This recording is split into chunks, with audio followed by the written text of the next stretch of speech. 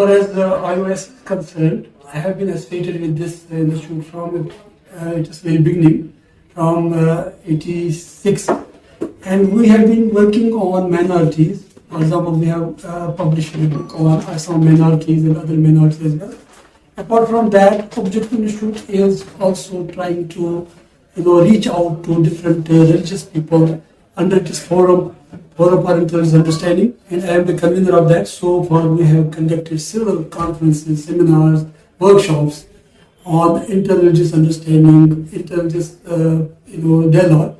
One program was conducted at Magat, where the former President of India, he was as one of the chief guests, and scholars belonging to different religions of the world, they participate in that.